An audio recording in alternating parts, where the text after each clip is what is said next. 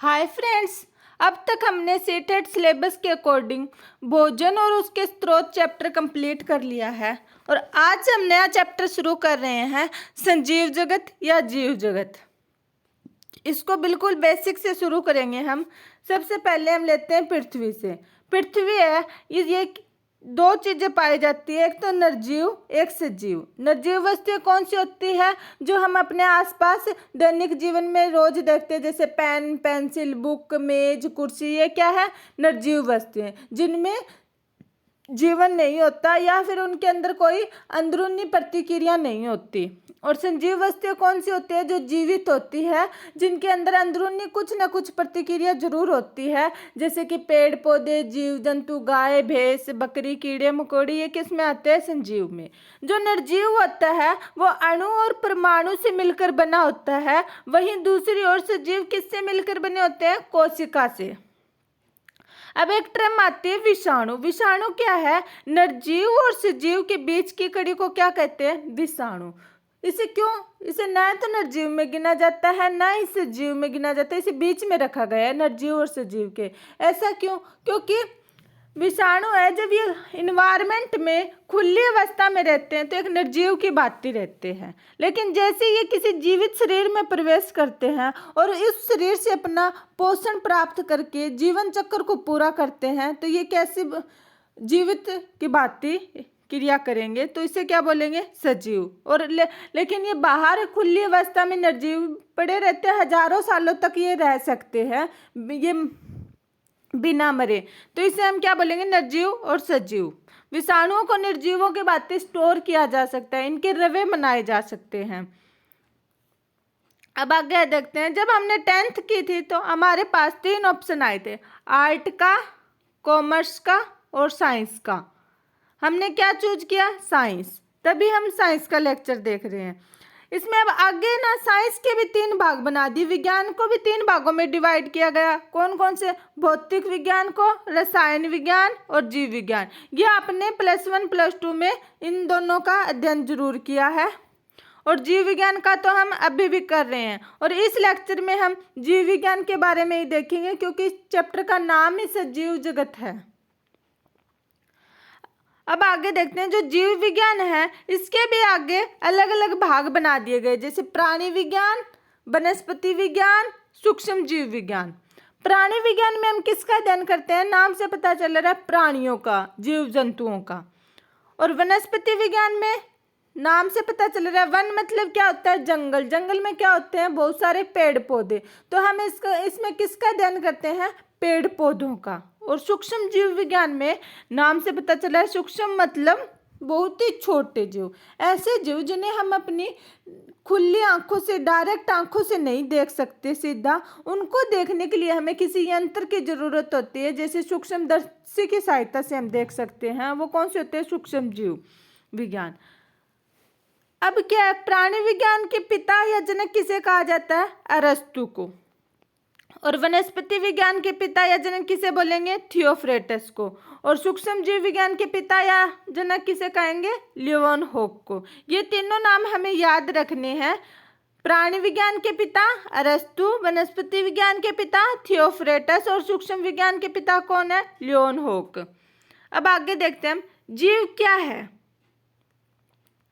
वृद्धि, जनन, पर्यावरण के प्रति संवेदना का पता लगाना तथा उसके अनुकूल क्रिया करना, ये अद्भुत लक्षण किसके हैं? जीवों में। मतलब जो कोई जीवित होगा वो वृद्धि करेगा, जनन करेगा और पर्यावरण के प्रति संवेदना मतलब उसे गर्म का, ठंडे का एहसास होगा और उसके प्रति क्रिया करेगा। ये किस में पाए जाते हैं लक्षण? जीवों में। ये निर्जीवों में नहीं मिलते। जैसे पेंसिल है, इसको कितना ही मार लो, पीट लो, या फिर इसमें हम बाहर धूप में रख दें, ठंड में रख दें, इससे कोई फर्क नहीं पड़ता, लेकिन किसी जंतु को या कीड़े को, मक्खी को ऐसे करेंगे तो उसको फर्क पड़ता है।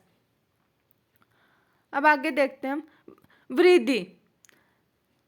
वृद्धि को 2 प्रकार से बताया गया, एक तो होती है भार में वृद्धि, एक होती है कोशिका की संख्या में वृद्धि। आगे क्या है? यह संजीवों का विशिष्ट लक्षण नहीं है। विशिष्ट लक्षण मतलब यह केवल संजीवों में नहीं मिलता बल्कि निर्जीवों में भी पाया जाता है। कैसे? हम अपने आसपास देखते हैं कि निर्जीव चीजों में भी वृद्धि होती है। उसमें हम एग्जाम्पल लेंगे पर्वत का।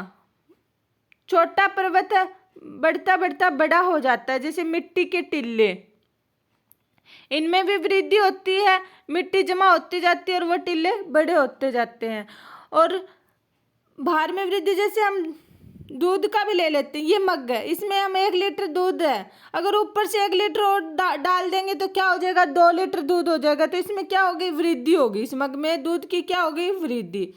और कोशिका में वृद्धि कैसे होती है, जो अंदर की तरफ से वृद्धि होती है। जैसे ये बीज है, ये पहले थोड़ा बड़ा हुआ, इतना बड़ा हुआ, फिर ये ऐसे बढ़ता बढ़ता ये क्या होगा, पूरा पेड़ बन गया। ये कोशिका के अंदरूनी वृद्धि है पेड़ की, और कोशिका के द्वारा वृद्धि हुई है ये, बल्कि बाहर से ना होकर अंदर से हुई है और इसने वृद्धि की है। ये कौन सी वृद्धि होगी, कोशिका की संख्या में वृद्धि। लेकिन यह सजीवों में नहीं पाया जाता, या निर्जीवों में भी यह लक्षण है, तो इसलिए विशिष्ट लक्षण नहीं है जीवों का। आगे हम देखते हैं जनन के बारे में। जनन है, यह 2 प्रकार से होगा, लैंगिक जनन और अलैंगिक जनन। लेकिन कुछ जीव जनन नहीं कर पाते, जैसे खच्चर, जो कि गधे और हॉर्स से मिलकर बनते, उसे हम क्या कहते हैं, खच्चर। बंदे कामगार मधुमक्खियां, ये क्या करते हैं, जनन नहीं कर पाते, अपने जैसे संतान को पैदा नहीं कर सकते। यह संजीवों का विशिष्ट लक्षण नहीं है, तो इसे भी हम संजीवों का विशिष्ट लक्षण नहीं मान सकते। विशिष्ट लक्षण उसे ही मानेंगे जो केवल संजीवों में ही मिलता हो। अब आगे देखते हैं हम जैव रासायनिक अभिक्रियाएं। हमारे शरीर के अंदर उपापचय क्रिया होती है, मतलब जिसे हम मेटाबॉलिज्म कहते हैं। इसमें एक होती है अपपचय, जिसे कैटाबॉलिज्म कहते हैं, और एक होती है उपचय, उसे एनाबॉलिज्म कहते हैं। यह भी क्रियाएं हमारे शरीर के अंदर होती है। इसमें क्या होता है, शरीर में कुछ ना कुछ जोड़ तोड़ मरोड़ होता रहता है। जो उपचय एनाबॉलिज्म है, इसमें कुछ ना कुछ बनता है, जैसे कि प्रकाश संश्लेषण में वाटर और कार्बन डाइऑक्साइड लाइट के प्रेजेंट में क्या बनाते हैं, ग्लूकोज। तो ये कौन सी क्रिया होगी, उपपचय एनाबॉलिज्म। लेकिन वहीं अपपचय में क्या होता है, विघटनात्मक, मतलब इसमें कुछ ना कुछ टूटता है। अब पानी को हम तोड़ेंगे तो इसमें क्या बनेगा, हाइड्रोजन गैस अलग निकल जाएगी और ऑक्सीजन गैस अलग निकल जाएगी। तो ये कौन सी क्रिया होगी, कैटाबॉलिज्म। यह संजीवों का विशिष्ट लक्षण है। जो यह जैव रासायनिक अभिक्रियाएं होती है, ये केवल संजीवों में पाई जाती है, निर्जीवों में नहीं मिलती। तो ये कौन सा लक्षण होगा, संजीवों का विशिष्ट लक्षण। अब आगे देखते हैं पर्यावरण के प्रति संवेदना। जो जीवित होगा वो पर्यावरण के प्रति अपनी संवेदना जरूर दिखाएगा। निर्जीव चीजें पर्यावरण के प्रति कोई संवेदना नहीं दिखाती, ये बाह्य कारकों के प्रति प्रतिक्रिया दिखाते हैं। यह संजीवों का विशिष्ट लक्षण है, निर्जीवों में नहीं मिलता। हम जैसे कि हमारे एकदम से कुछ गर्म लगता है तो हम अपना हाथ हटा लेते हैं, ये कौन सी क्रिया होगी, पर्यावरण के प्रति संवेदना। या फिर हम जैसे मक्खी की तरफ अपना हाथ करते हैं, वो एकदम से उड़ जाती है, उसे एहसास होता है भी कुछ हो रहा है। निर्जीव में ऐसी चीजें नहीं मिलती, पेंसिल की तरफ कुछ भी कर लो उसे कोई फर्क नहीं पड़ेगा। अब आगे देखते हैं जीव जगत में विधिवत्ता। विधिवत्ता का क्या मतलब हुआ, पृथ्वी पर स्थित जीवों की संख्या तथा प्रकार को जैविक विधिवत्ता कहते हैं। मतलब पृथ्वी पर कितने प्रकार के जीव जंतु पाए जाते हैं और उन कितनी संख्या में मिलते हैं। हमारी पृथ्वी में अनेक प्रकार के जीव जंतु पाए जाते हैं और उनकी संख्या भी बहुत ज़्यादा होती है। अब हम आगे देखते हैं नाम पद्धति के बारे में जान लेते हैं।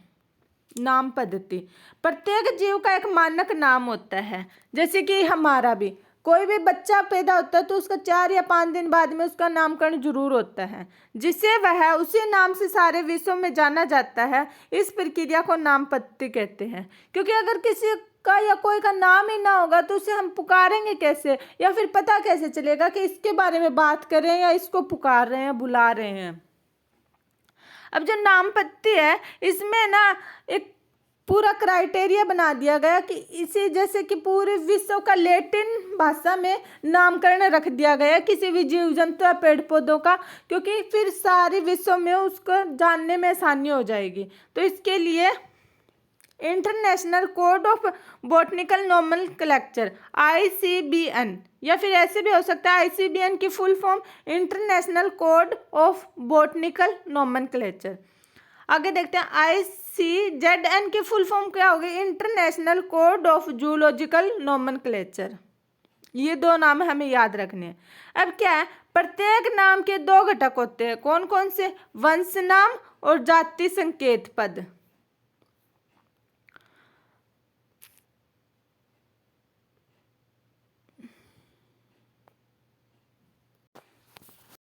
जाति संकेत पद, तो इसे हम क्या बोलेंगे? द्विनाम पद्धति। द्विनाम पद्धति में क्या होता है? जिसमें नाम के दो घटक होते हैं। इस नामकरण प्रणाली को सबसे पहले कैरोलस लीनियस ने सुझाया था। किसने सुझाया? कैरोलस लीनियस ने। अब हम एग्जांपल लेते हैं, जैसे आम है, इसका क्या नाम होगा? Scientific name Mangifera indica. तो जो मेंजीफेरा ये कौन सा नाम है? वंश नाम। और इंडिका कौन सा होगा? स्पीसीज या जाति संकेत पद। इसे हम क्या बोलेंगे? द्विनाम पद्धति। और कैरोलस लीनियस ने है, इन्होंने दो जगत के बारे में भी बताया, प्लांटी और एनिमेलिया जगत, और हैकेल ने त्रिजगत के बारे में बताया, कोपलैंड ने चार जगत के बारे में बताया, व्हिटेकर ने 5 जगत के बारे में बताया। इनका अध्ययन हम वर्गीकरण में करेंगे, या फिर ये हमारे सीटेट के सिलेबस में इसके क्वेश्चन बहुत कम आते हैं। आगे देखते हैं, मेंजीफेरा इंडिका लिन। अब ये लिन नाम क्या है? इसके पीछे वैज्ञानिक या लेखक का नाम जोड़ दिया गया है। जो मेंजीफेरा था ये तो वंश नाम था, इंडिका जाति संकेत पद, और लिन का वैज्ञानिक का नाम। अब हम कुछ नामपत्र के सार्वजनिक नियम देख लेते हैं। वे इसका पूरे विश्व यूनिवर्सल बनाने के लिए कौन कौन से नियम होंगे?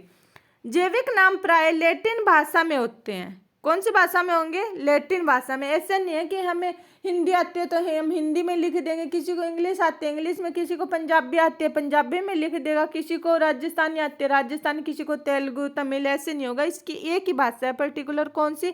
लैटिन। और पहला शब्द वंश नाम होता है, जबकि दूसरा जाति संकेत पद होता है। पहला अक्षर वंश नाम बड़े अक्षर में होना चाहिए, जबकि जाति संकेत पद छोटे अक्षर में होना चाहिए। ये इसके कुछ सार्वजनिक नियम है। जाति संकेत पद के बाद में लेखक का नाम लिखते हैं, जैसे मेंजीफेरा इंडिका लिन, ये लेखक का नाम हो गया, ये वंश नाम, ये जाति पद नाम। सबसे पहले स्पीसीज का वर्णन किसने किया था? लीनियस ने। फ्रेंड्स, आज का लेक्चर हम यहीं पर कंप्लीट करते हैं, क्योंकि फिर ज़्यादा बड़ा हो जाएगा लेक्चर। और अगला लेक्चर हम अगले टॉपिक हम नेक्स्ट लेक्चर में देखेंगे। और फ्रेंड्स, अगर आप पहली बार मेरे चैनल के वीडियो देख रहे हो तो चैनल को प्लीज़ ज़रूर सब्सक्राइब करें। Thank you.